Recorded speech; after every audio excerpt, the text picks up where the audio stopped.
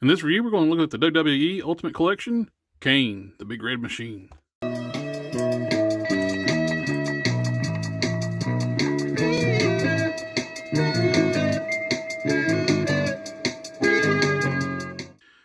This is the first Ultimate figure I've gotten in the WWE collection. I've gotten quite a few WWE Elite figures over the years, but this is going to be my first Ultimate Edition figure I've looked at. The packaging is quite a bit different from the regular WWE Elite figures. You got a asymmetrical style box. You got the slash on the side, on the bottom, on the top. White borders with red accents. Kane on the side. There's a product imaging on the back, and plus a photo of Kane back in his prime, Glenn Jacobs. Who had the most impactful debut in WWE history? It's gotta be Kane, the Big Red Machine.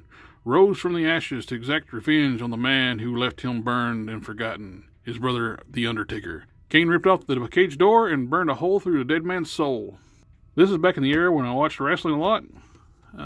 Missed those days. Let's crack this open and take a look inside. A little unique style packaging. Took me a minute to figure out how much tape I gotta cut. You basically gotta cut it all. It's set up to be like a hinge style box when you cut all the tape. And open up and see the tray inside. You got Kane, the alternate head. You got the championship belt, alternate hands, a cape. And I'm not sure what that is. Is that the mutagen that make the turtles? Let's pop out the tray.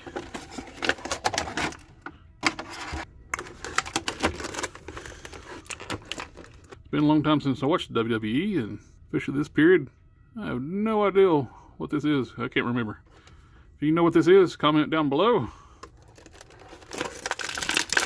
Here we have Kane outside the packaging. We'll get a closer look at the accessories. He's got on his bare hand side, he's got open display hand. Same type of hand for the other side with the gloved hand. You see the sculpts are different, so you actually have the sculpted glove material in here. A lot of times on old WWE Elites, they just paint the bare hand to look like it's got a glove. That's actually got sculpt on it, which is nice. Close look at the championship belt. Looks really nice. Good sculpted detail. And he comes with a soft goods cape. Let's go ahead and try this on. Pop the head off. Cool. And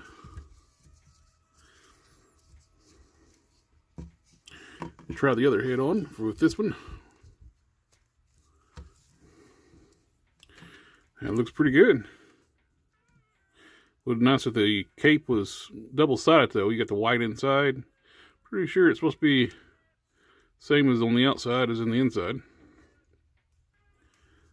Other than that, it looks really good. But I doubt I'll ever display it with the cape. So I'm glad they gave it to us. As for the heads, this is the head that comes installed in the box. Actually, this is my one I like the best. And we got this one with the hair swept back. This one, I got some glue slop. I got some glue on the cheek. Glue running down here. And it looks like the hair is not exactly glued on just right. But the decals are very close, as they should be. It's supposed to be the same head, just the hair different, swept back versus straight down. Just think about the glue, or there's nothing I really can do with that on the head. Might be able to put a little bit of dull coat, hide some of the sheen from the glue.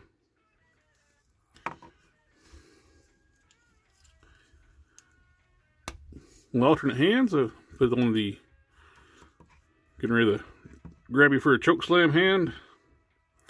That's one of the things this thing was lacking too. I would like to have some more hands. We only got two sets of hands. We got the grip hands and the open display hands. A set of fist hands seems like it should be a must for a wrestling figure, especially for a premium figure. And he's got these can of mutagen. I don't know. Can't remember what this is. Maybe an accelerant or something other. When he was trying to burn everybody. The hands are very tight. Try to get that in. Let me go from the bottom. There we go. I got it in the hand. Said I don't remember what this is. So if anybody remembers what this is, comment down below. I'd like to know. And we got his championship belt. See how well it fits the figure. Little snug fit where he's already got a belt on the figure, and it just popped off. Just the 2 pegs. Then we can fit it down over the top of his other belt. It barely fits, but it's on there. One thing I've noticed right out of the bat, taking out the packaging, which I don't understand why, it seems really stupid. They painted the arm. This is molded in the flesh tones, and they painted it red. Why not mold this in red? This is a premium figure. And see, and you see, didn't even paint inside the joints. Why not mold this in red? It's stupid. I'm assuming they just, one of the reasons why, it's in the same tooling as the other arm, so they just ran one color. And there's a lot of flashing here too. What's going on with that? Well, the butterfly joint. Another issue with the red paint, looks like I have dirt in the paint. And when it's wet, it's like it's some dust or something other got in it. It kind of brings me to the point. Why did you paint this arm red? Why did you didn't mold it in red? That's so weird to me. And you have a little bit of issue with splotchiness here on the chest too of paint. You can see like the black was too thick, and wherever that was hanging at, they got made pulled up right here. That's not good. A little bit of missing black paint there, and I got a little bit of black paint on the waist here. Got the stripes down the leg, painted up laces on the other side. Instead of being sculpted laces, it's just painted on this side. When premium figure, you'd think they would just sculpt this stuff on, because this is sculpted. Why didn't they sculpt this? It's kind of weird. It is sculpted up top, and they must have used the mold they already had for the lower legs. So the upper torso is new, and they reused the legs off another figure. It's kind of weird though if they sculpted new torso explicitly for this character, because got the asymmetrical costume with the outfit, got the exposed skin on this side, sculpted it all up this here, but didn't sculpt down here. So the legs have to be reused off another figure. They just cheaped out and didn't do a full sculpted figure. I like the size of the arms. A lot of the Kanes, they end up putting like a too small torso and arms on them and just don't look right.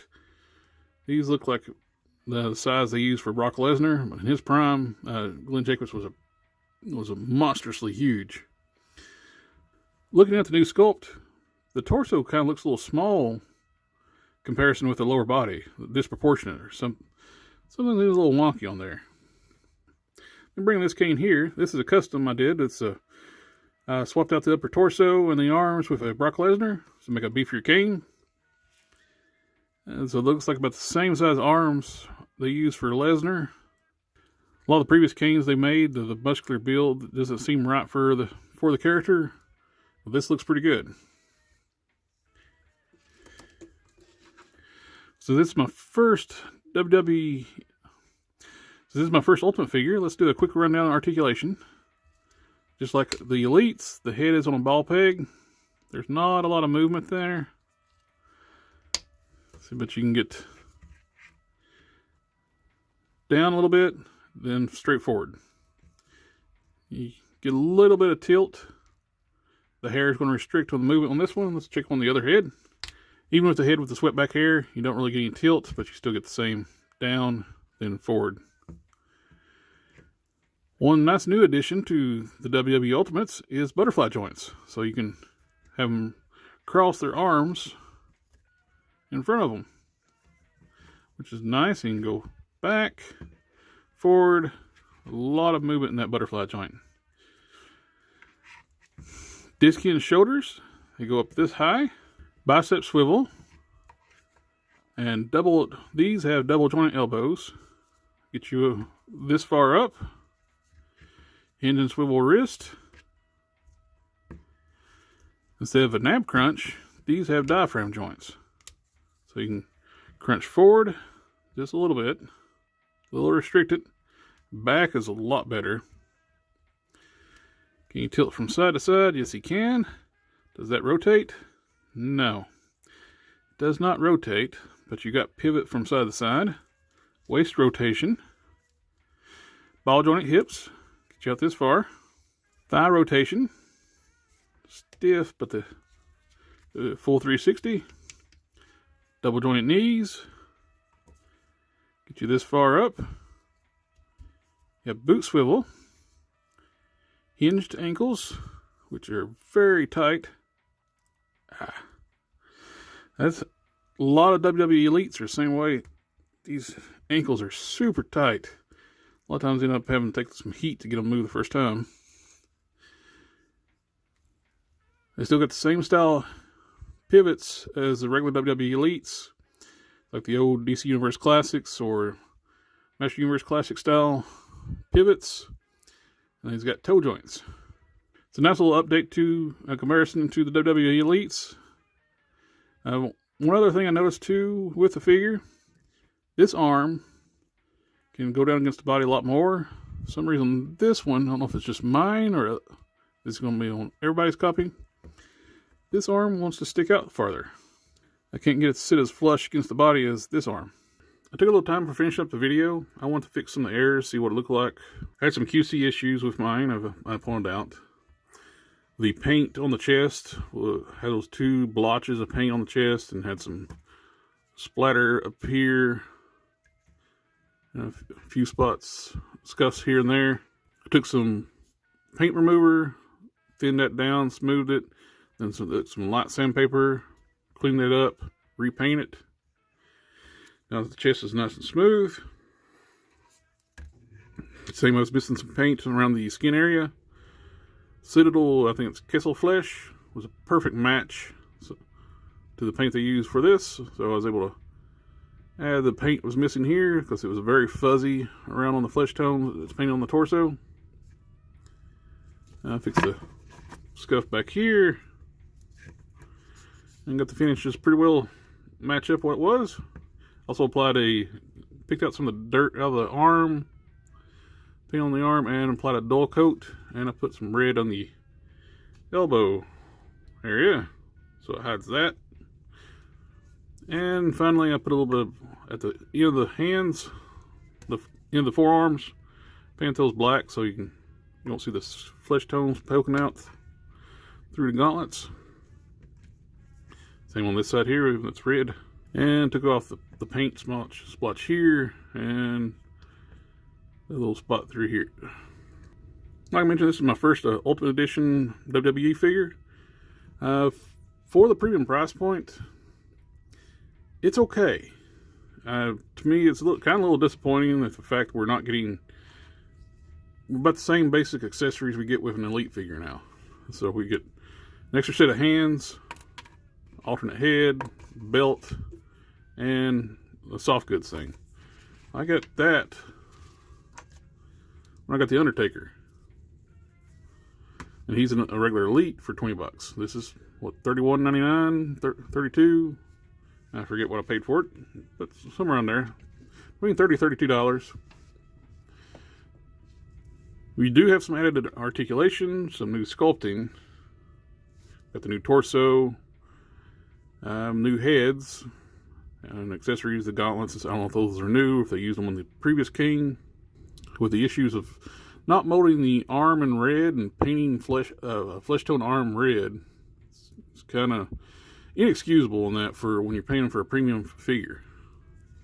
Not to give them fist hands, it's kind of ridiculous as well. They're wrestlers, they get in fist brawls, especially someone like Kane. But overall, it's a great looking figure. They did do some shortcuts. They didn't sculpt new legs to match the torso. Looks like reuse from a WWE Elite. I would assume they share parts. Let's check out Undertaker's legs.